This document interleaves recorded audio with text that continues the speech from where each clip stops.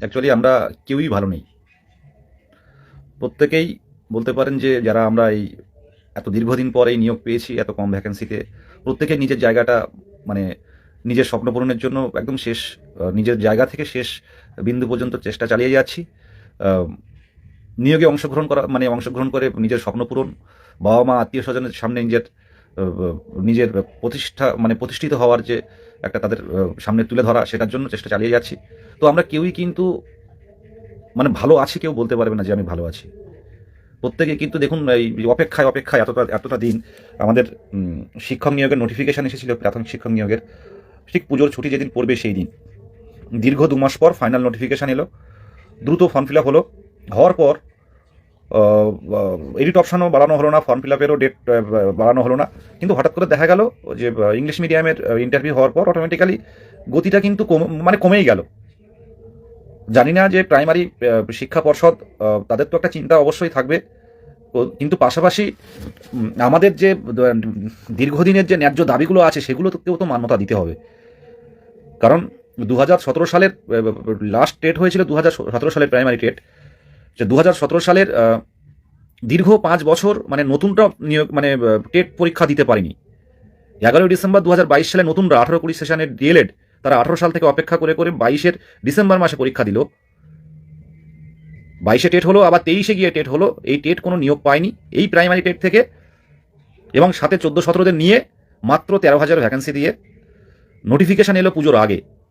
কিন্তু এখনও পর্যন্ত বাংলা মাধ্যমের যে প্রায় 50,000-এর কাছাকাছি টেট উত্তীর্ণ আছে, এ যাবৎকালের সেরা প্রশিক্ষণপ্রাপ্তদের নিয়ে নিয়োগ, এ যাবৎকালের প্রাইমারি শিক্ষক নিয়োগে এত কম্পিটিশান দেখা যায়নি। কিন্তু সেই অনুপাতে যে শূন্য পদ বা ভ্যাকেন্সি অনেকটাই কম।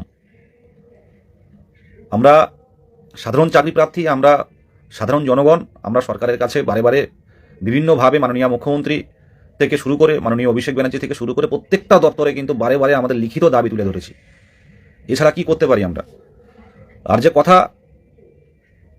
এই যে 13,000 ভ্যাকেন্সি, এর মধ্যে 50,000 থেকে 13,000 বাদ দিলে যেটা হয়, ম্যাক্সিমাম ক্যান্ডিডেট কিন্তু ডিপ্রাইভ থাকবে। আমাদের যে দাবি ছিল যে 50,000 ভ্যাকেন্সি, সেটা না হলেও অন্তত 35,000 যদি ভ্যাকেন্সি যদি আমাদেরকে দেওয়া হতো, বাইরের কেউ তো পেতো না, কেউ গুজরাট থেকে কেউ আসতো না, বিহার থেকেও কেউ আসতো না, আসাম থেকেও কেউ আসতো না। বাংলার চাকরি প্রার্থী, বাংলার যুবকরা চাকরি পেত, সরকারকে বাহবা দিত, যে বাহবা এখনও দিচ্ছে, কিন্তু ভ্যাকেন্সি নিয়ে কিন্তু একটা অসন্তোষ প্রত্যেকের মনেই কিন্তু থেকে গেছে।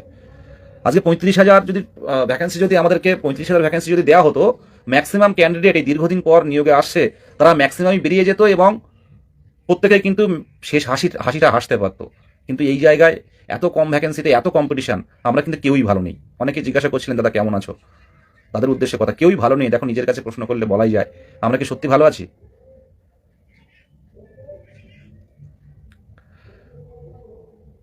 এত কম ভ্যাকেন্সিতে এর মধ্যে আছে পুরনো অনেক কম একাডেমি, তারাও আছে, নতুন অনেক ক্যান্ডিডেট আছে যাদের 28-29 স্কোর, তারাও অনেকটা চাপমুক্ত। অনেকে আছে তারা ভ্যাকেন্সি বাড়ানোর জন্য স্বতঃস্ফূর্ততা দেখান না, কারণ 28-29 স্কোর তারা বেরিয়ে যাবে এমনিও। কিন্তু সমস্যা থেকে গেছে যারা পুরনো একাডেমিক, যারা জেনারেল কাস্ট, কম একাডেমিক বয়স হয়েছে, তাদের নিয়েও তো ভাবনা থেকেই যায়। ভালো কেউই নেই আমরা। এবার যে বিষয়গুলোর মধ্যে আসছি, ইন সার্ভিস বলুন বা অন্যান্য কেস বলুন, এগুলো কিন্তু অলরেডি লিস্টের আছে। আমাদের হয়তো ফেসবুকে ডিটেলস দেওয়া হয় না। সুজয় স্যার বলছে, সত্যি তোমার লাইভটা দেখে ওষুধের মতো কাজ করে। ধন্যবাদ। লেগে থাকুন, প্রত্যেককে বলবো ভেঙে পড়বেন না, লেগে থাকুন। আমরা যখন মাননীয় মুখ্যমন্ত্রী পশ্চিমবঙ্গ সরকারের দৃষ্টি আকর্ষণের জন্য আমরা রাজপথে যে সংঘবদ্ধতা আমরা রেখেছি, আমরা কখনো বিধানসভা, কখনো বিকাশ ভবন, কখনো বারাসাত, ন্যায্য দাবিতে মাননীয় মুখ্যমন্ত্রী দেখেছেন এবং জেনেছেন যে এদের দাবিগুলো বৈধ, এদের দাবিগুলো বৈধতা আছে, এদের নোটিফিকেশনটা প্রয়োজন। আজকে নোটিফিকেশনটা কিন্তু এলো 29 তারিখে সেপ্টেম্বর মাসের। আজকে নোটিফিকেশানকে আসতো? নোটিফিকেশান কিন্তু আসতো না, কেউই জানতো না এই নোটিফিকেশানটা হঠাৎ করে চলে আসবে। হয়তো এইরকম টাইমে নোটিফিকেশানটা আসতে পারতো, ডিসেম্বর মাস বা জানুয়ারির দিকে, বা ডিসেম্বরে নোটিফিকেশানটা আসতো, আস্তে আস্তে এগোতো, এত আগে নোটিফিকেশানটা আসতো না। সুতরাং দৃষ্টি আকর্ষণের জন্য, মাননীয় মুখ্যমন্ত্রীর হস্তক্ষেপের দাবির জন্য আগামী দিনে আমাদের যে শান্তিপূর্ণ দাবিগুলো থাকবে, সে যেভাবে দাবি না মানা হলে যেখানে যেতে হয় যেতে হবে। যে কথাটা বলছিলাম যে ইন সার্ভিস নিয়ে কিন্তু ভাবনা আছে। ইন সার্ভিস আমরা হয়তো ভাবছি যে ইন সার্ভিসটা আমাদের মানে ইন সার্ভিস কেসটা হয়তো ঠিকঠাক উঠবে না।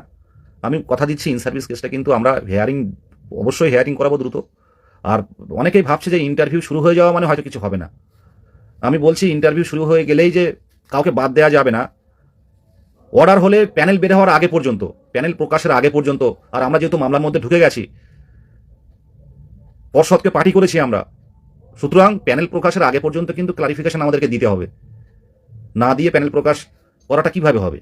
আমরা আমাদের যে দাবি জানিয়েছি বিষয়গুলো সেগুলো চলবে যেভাবে, যা আমি কাউকে নাম করছি না, যে পদক্ষেপগুলো নেওয়া হয়েছে কম্পিটিশন কমানোর জন্য, সেগুলো কিন্তু অলরেডি কাজ চলছে। সবগুলো লিস্টেড, যারা কেসগুলো বোঝে তারা দেখতে পায় এগুলো। আর আইন সার্ভিস বা আদার্স যেগুলো ক্যান্ডিডেট যারা পরবর্তীতে ট্রেনিং বা আদার্স যারা আছে, এই বিষয়গুলো দেখা হচ্ছে সংগঠনের পক্ষ থেকে। আর যে কথাটা বলছিলাম, এর মধ্যে প্রায় 2000-এর মতো ক্যান্ডিডেট কিন্তু কমছে, যারা 20-22 যারা অলরেডি যারা এইবার প্যানেলের মধ্যে যুক্ত হয়েছে, তারা কিন্তু প্রায় 2000-এর কাছাকাছি প্রায়। তারা কিন্তু তো সবাই ফর্ম ফিল আপ করেছিল, অনেকেরই সাথে কথা হয়। লাস্ট প্রায় প্রায় 1 সপ্তাহের মতো আমার কাছে অনেকেই কল করতো 20-22-এ, যারা তোমাদের কাছে কোনো আপডেট আছে কিনা। তো ম্যাক্সিমাম ক্যান্ডিডেট পেয়ে গেছে। তো সেখানেও কিন্তু একটা কম্পিটিশন কিন্তু 2000-এর মতো কমছে। এছাড়াও যে 32,000 নিয়ে যে অনেকেই চাপে ছিল, সেটাও কিন্তু 32,000-এর কিন্তু যেহেতু সমস্যাটা মিটে গেছে, অনেকে ইন সার্ভিস হিসাবে দেয়নি কিন্তু ফ্রেশার হিসাবে নিয়োগে এসেছিল, তারাও কিন্তু অনেকে ফর্ম ফিল আপ করলেও কিন্তু আমার ব্যক্তিগতভাবে অনেকে ফোন করে আমাকে যে দাদা আমি ফর্ম ফিল আপ করেছি কিন্তু ইন্টারভিউ যাবো না, এমন কিন্তু অনেক আছে। তো সব মিলিয়ে যে দাবি রেখেছিলাম আমরা যে 35,000 ভ্যাকেন্সি আমাদের দিলে মোটামুটি পক্ষে কেউ পড়ে থাকতো না, তো সেই জায়গাটা করা হলো না। মাত্র 13-14,000 ভ্যাকেন্সি দেওয়া হলো। সামনের দিনে দেখা যাক, প্যানেল প্রকাশের আগে পর্যন্ত আমরা আমাদের দাবি রেখেছি। আপনারা হয়তো ভাবছেন রাখা হচ্ছে না। প্যানেল প্রকাশের আগে পর্যন্ত সরকার চাইলে, এখন যদি সরকার হঠাৎ করে একটা নোটিফিকেশন বের করে, মানে একটা হঠাৎ করে যদি ভ্যাকেন্সি বের করে দেয়, অনেক বাধা আসতে পারে, আইনি সমস্যা তৈরি হতে পারে। তো আমরা চাইছি নোটিফিকেশনের আগে পর্যন্ত সরকার নতুন পোস্ট স্যাংশন করে অবশ্যই আরও ভ্যাকেন্সি বাড়াতে হবে।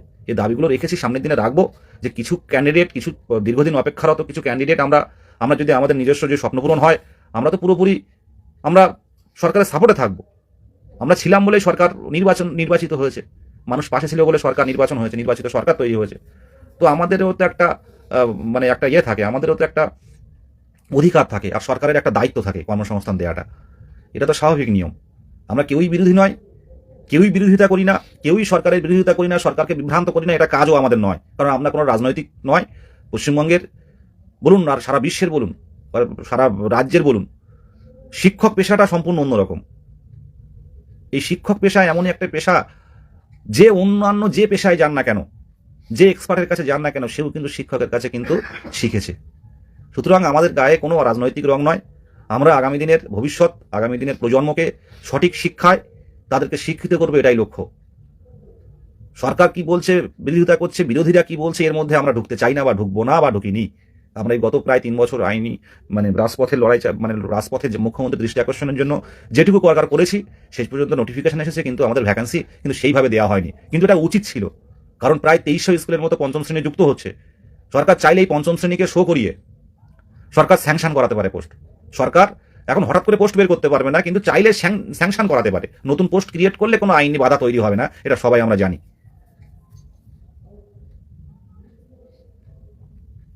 দেখুন, ইন সার্ভিসের বিষয়টা আবার বলছি, আইনি পথে লড়াই হবে।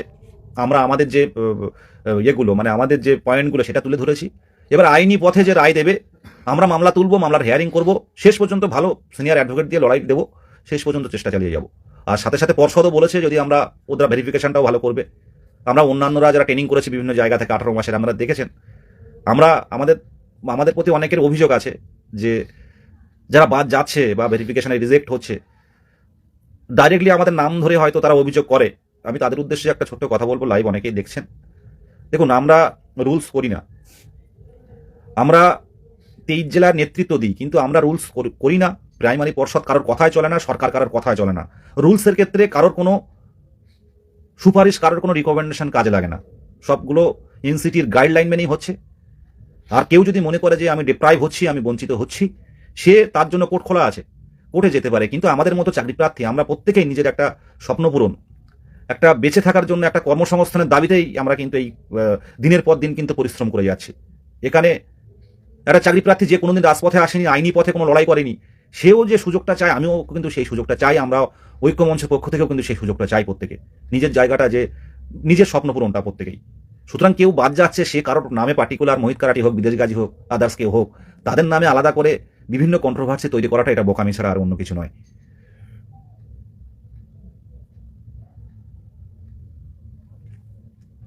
অনেকেই কমেন্ট করবে, বিভিন্ন কমেন্ট করবে, তো এটা নিয়ে কোনো আমি আগে আগে অনেক কিছু ভাবতাম, তো অনেকে এখন বিভিন্ন কমেন্ট করে, কারণ লাইভটা প্রত্যেকেই দেখে প্রায়, মানে যারা এর সাথে যুক্ত আছে প্রায় এই আমার এই প্রোফাইলে যেটুকু ভিউ হয় প্রায় 12M এর মতো ভিউ হয়। সুতরাং সবাই তো টেট উত্তীর্ণ নয়, এলোমেলো কমেন্ট হবে, 12M ভিউ হয়, এলোমেলো কমেন্ট হবে। এটা নিয়ে কিন্তু আপনারা যারা 2022 সালে টেট উত্তীর্ণ এবং ডিএলএড যারা ইন্টারভিউ যাচ্ছেন তারা বিভ্রান্ত হবেন না, দুটো একটা কমেন্ট দেখে বিভ্রান্ত হবেন না।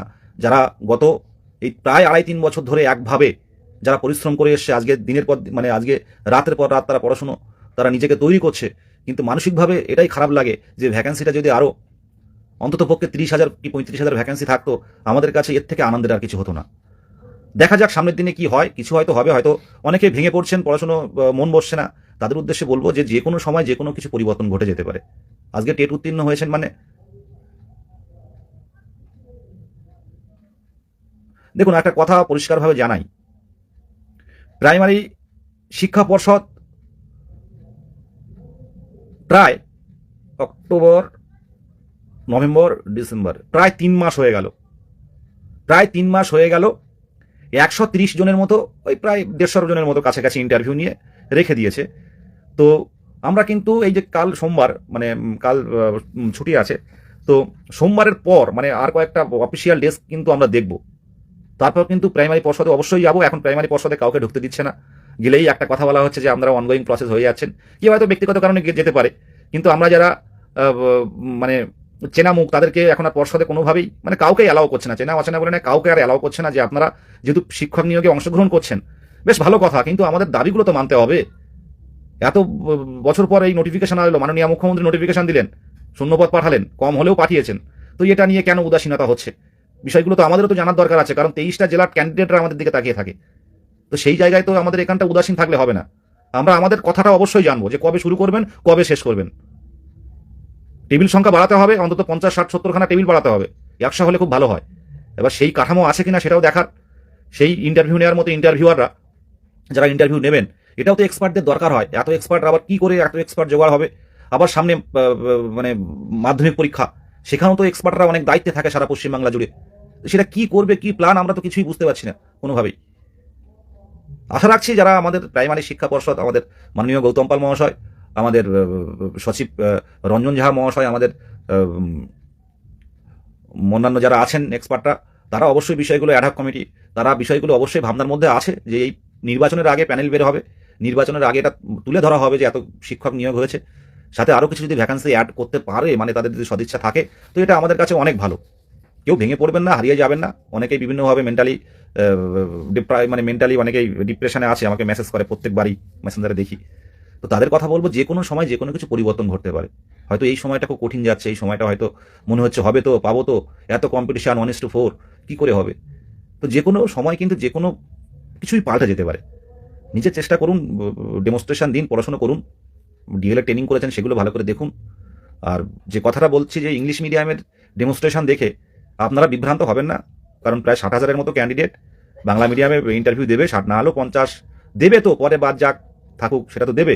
তো বাংলা ইংলিশ মিডিয়ামের ডেমনস্ট্রেশন দেখে আপনারা বিভ্রান্ত হবেন না। একটা কথা, সোজা কথা বলছি, বাংলা মিডিয়ামের ক্ষেত্রে এত অতিরিক্ত সময় কিন্তু এক্সপার্টরা পাবেন না, কারণ যদি নির্বাচনের আগে যদি প্রসেস কমপ্লিট করতে চায় পর্ষদ, করতে হবে, আমাদের দাবি করতে হবে। সেটা আমরা হয়তো সামনের সপ্তাহে অবশ্যই আমরা বিষয়গুলো জানবো, যদি নোটিফিকেশন না আসে সেই বিষয়গুলো। তো সেটা একটা ব্যাপার। আর যে ব্যাপারটা হচ্ছে ডেমনস্ট্রেশন নিয়ে বলছি, যে ইংলিশের ক্ষেত্রে দুটো ডেমনস্ট্রেশন দিতে হয়েছে, সেটা হতে পারে। ইংলিশের ক্ষেত্রে আপনারা দেখেছেন যে শূন্য পদের তুলনায় যে ক্যান্ডিডেট যারা গেছিল এরা কম, যেটুকু আমি কাগজে দেখছিলাম। তো সেক্ষেত্রে তাদের বাজিয়ে নিচ্ছে, এক্সপার্টরা চাইবে। আপনার বেশি সময় দেওয়া মানে এই নয় যে আপনি নাম্বার কম পাবেন। আপনাকে বারে বারে কোনো কিছু এক্সপার্টরা যদি আপনাকে তুলে ধরতে বলে যে আপনি এই ডেমনস্ট্রেশনটা দিলেন গণিতে, আপনি প্রথম শ্রেণী থেকে একটা ডেমনস্ট্রেশন দিন, তো যেটা ডেমনস্ট্রেশনে আপনি অ্যাক্টিভিটি থাকবে, বাচ্চারা আনন্দ করবে। তো এই সিচুয়েশন আপনি তৈরি হয়ে যাননি, কিন্তু এগুলো কিন্তু বলা মানে এই নয় যে আপনার নাম্বার কম হবে। আপনাকে যত বেশি বলবে আপনি তত বেশি ভাববেন যে আপনাকে হয়তো ভালো লাগছে বা আপনার পড়ানোর ক্ষেত্রে তাদের ভালো লেগেছে। প্রত্যেকেই পজিটিভ থাকবেন। আপনারা টেট উত্তীর্ণ, প্রত্যেকেই আমরা টেট উত্তীর্ণ হয়েছি, প্রত্যেকেরই যোগ্যতা আছে, আপনারা দেখেছেন। যোগ্যতার বিষয় যদি হয় আপনারা দেখেছেন, 20-22-এর যে প্যানেল বের হলো, আমি কাউকে বলছি না, কাউকে ছোটও করছি না, 20-22-এর যে প্যানেল বের হলো সেখানে দেখবেন 0 পেয়েও কিন্তু অনেকের মেরিটে এসছে। সুতরাং আমরা কেউ যদি 4 পাই, 5 পাই, সেক্ষেত্রে তো আপনার যে মেরিটটা সেক্ষেত্রে তো অনেকটাই বেশি হচ্ছে, তাই তো? পুরো মেরিট বা যোগ্যতা এটা সম্পূর্ণ যে ভ্যাকেন্সি থাকে তার উপর নির্ভর করে। আপনি মেরিটে হলেন 13,421 জন মেরিট থাকলো, 22-এ যে থাকবে সে মেরিটে নেই বা এটা বলা যায় না। এটা শুধুমাত্র একটা প্রসেস বলতে পারেন। তো যেটা বলছিলাম যে ইংলিশ মিডিয়ামের যে ডবল ডবল ডেমনস্ট্রেশন দিতে বলছে, আপনারা কথাটা মিলিয়ে নেবেন। হয়তো বাংলা মিডিয়ামের ক্ষেত্রে প্রথম দিকে যারা থাকবে, হয়তো যখন সবার প্রত্যেকেরই তো মানুষ না এনার্জি থাকবে, তখন হয়তো একটু জিজ্ঞাসা করলো, একটু এদিক ওদিক করে আপনার পরিস্থিতি নির্ভর যে কোশ্চেনগুলো, স্কুল কীভাবে চালাবেন, শিক্ষার্থীদের সমস্যা কীগুলো সমাধান করবেন, এমন কোশ্চেন। একটা ডেমো ভালো লাগলো বলো আরেকটা দিন, আপনার পছন্দ মতো গণিত থেকে দিলে বলো ইংলিশ থেকে, ইংলিশ গ্রামার থেকে একটা দিন, এরকম হতে পারে। কিন্তু যারা দুপুরের পর যারা থাকবে সেক্ষেত্রে কিন্তু এই সমস্যাটা, মানে সেক্ষেত্রে কিন্তু এই বিষয়টা খুবই টাইম কম থাকবে, কারণ যেহেতু লক্ষ্য থাকবে কমপ্লিট করা। সুতরাং যে অতিরিক্ত টাইম, আমি বলছি না কিন্তু কোনো লাইভের মাধ্যমে যে খুব কম টাইমে ছেড়ে দেওয়া হবে, এটাও বলছি না, যে অতিরিক্ত টাইমটা 15 মিনিট, 20 মিনিট, 30 মিনিট এইরকম যে টাইমটা ইংলিশ মিডিয়ামের ক্ষেত্রে অনেকের ক্ষেত্রে হয়েছে, আমার আশা যে বাংলা মিডিয়ামের ক্ষেত্রে এমনটা হবে না। স্বাভাবিকভাবে থাকুন প্রত্যেকে। বাংলা মিডিয়ামের ক্ষেত্রে ম্যাক্সিমাম গত যে নিয়োগ হয়েছিল সেই নিয়োগে সবার বলেছিল যে আপনার পছন্দ মতো ডেমনস্ট্রেশন দিন। হয়তো বাংলা আমাদের যে নিয়োগ হবে সেক্ষেত্রে হয়তো এমন হতে পারে, এটা নিয়ে আমরা বিভ্রান্ত হবেন না। শুধু এটুকু বলবো যে প্রত্যেকে নিজের নিজের জায়গা থেকে পজিটিভ থাকুন। ভ্যাকান্সি কম আমার হবে তো বা ইউটিউব দেখে বিভ্রান্ত হয়ে পড়ছেন, এসব না করে নিজের স্বাভাবিক জীবনযাপন করুন, পড়াশুনো করুন, খেলাধুলা, বন্ধু বান্ধবের সাথে একটু ঘোরা, একটু গান শোনা, এক টানে তো কেউ পড়া যায় না। আর আমার তো যা হচ্ছে যে এই পথে পড়ছি ওই পথে বেরিয়ে যাচ্ছে মাথা থেকে, তো এই একটা সমস্যা তৈরি হচ্ছে। তো দেখা যাক কি হয়। প্রত্যেকে ভালো থাকবেন। এই লাইভটা করলাম এই কারণে, আবারও বলছি, লাইভের মূল্যায়নে এসে বলছি যে আমরা সামনের সপ্তাহে কিন্তু অপেক্ষা করব যে আমাদের নোটিফিকেশন আসছে কিনা অন্যান্য মিডিয়ামের। সেই নোটিফিকেশন এলে কিন্তু আমরা খুবই ভালো। আর যদি নোটিফিকেশন না আসে তাহলে কিন্তু আমরা আমাদের জায়গা থেকে আমরা কিন্তু জানতে চাইবো যে পর্ষদের ভূমিকাটা কোথায়, কিভাবে এগোতে চাইছে এবং কিভাবে শেষ করতে চাইছে। এটা কিন্তু আমাদের একটা অধিকারের মধ্যে পড়ে। ঠিক আছে, আমরা প্রসেসে অংশগ্রহণ করেছি, এটা কিন্তু অবশ্যই জানবো, যেভাবে হোক আমরা জানবো। সামনের সপ্তাহটা একটু অপেক্ষা করুন। 23 জেলার টেট উত্তীর্ণ পিটিআরে অংশগ্রহণকারী প্রত্যেক চাকরি প্রার্থী, তাদের বাবা মা, আত্মীয় পরিজন যারা লাইভ দেখছে, প্রত্যেককেই মানে নিজের নিজের জায়গা থেকে সম্মান জানাই। অপেক্ষায় থাকুন সন্তানদের মানে কি হচ্ছে সামনের দিনে, আর আশা রাখি ভালো কিছু হবে, ভেঙে পড়বেন না। প্রত্যেককেই শুভরাত্রি জানাই। ঠিক আছে, প্রত্যেককে শুভরাত্রি, ভালো থাকবেন। আর নিজের নিজের জায়গায় চেষ্টা করুন, নিজের নিজের জায়গায় পড়াশোনা করুন, যা হয় নিশ্চয়ই ভালো হবে। আর ভ্যাকান্সির বিষয়টা কখন কি হবে কেউ কিছু জানে না। আর আমরা একটাই দাবি যে কোনো না কোনোভাবে নির্বাচনের আগে কিন্তু আমাদের নিয়োগ প্যানেল প্রকাশ করতেই হবে। আর পশ্চাতে যদি ভাবনা থাকে তো কোনো সমস্যা নেই। ঠিক আছে, এটুকুই। প্রত্যেকে ভালো থাকবেন। উত্তরবঙ্গ থেকে উত্তরবঙ্গের কোচবিহার, জলপাইগুড়ি, 2 দিনাজপুর থেকে শুরু করে শিলিগুড়ি, দার্জিলিং, মালদা, মুর্শিদাবাদ থেকে শুরু করে 2 মেদিনীপুর থেকে শুরু করে হাওড়া, হুগলি, 2 বর্ধমান, 2 24 পরগনা থেকে শুরু করে ওদিকে পুরুলিয়া, বাঁকুড়া থেকে শুরু করে দুই বর্ধমান থেকে শুরু করে প্রত্যেক পিটিআর অংশগ্রহণকারী প্রত্যেকের জন্য অনেক অনেক শুভকামনা। চলুন চেষ্টা করি নিজের নিজের জায়গা থেকে। অনেকদিন লাইভে আসা হয়নি, তাই লাইভ করলাম। আর সবচেয়ে বড় কথা, এই সোশ্যাল মিডিয়াতে যা দেখছি, মানে এই নিয়ে বিস্তারিত বলবো না। আমরা চাই যে নিয়োগটা হয়ে যাক। এই অনেকদিন একটা প্রসেসে যুক্ত হয়ে আছি, কি হচ্ছে না হচ্ছে কিছু তো একটা হবে, এটাই। আর শেষ পর্যন্ত লড়াই হবে। এই যে 2022 সালে টেট উত্তীর্ণদের প্রতি অনেক ভালোবাসা আছে। সামনের দিনে প্যানেল প্রকাশ হোক, প্যানেল প্রকাশের পরে হোক, কেউ ডিপ্রাইভ হলে, কেউ কোনোভাবে সমস্যায় পড়লে আমরা কিন্তু একসাথে আমরা সামনের দিনে কিন্তু একসাথে লড়াইগুলো হবে। শুধু প্যানেল প্রকাশ বা তারপরে যে আমাদের সব শেষ তা নয়। আমরা কিন্তু 22 জেলার টেট উত্তীর্ণ আমাদের কাছে প্রত্যেকে একটা পরিবার। আমরা যে গত সেই 31শে মার্চ থেকে 2023 সাল আমরা কিন্তু একভাবে এক পরিবারের মতো লড়াই করে গেছি। আমরা পেরেছি নোটিফিকেশনটা আনতে, কিন্তু ভ্যাকেন্সিটা কম এসছে। সামনের দিনে দেখা যাক। প্রত্যেকেই ভালো থাকবেন। বাবা মাদের বলবো টেনশন করবেন না, শরীরটা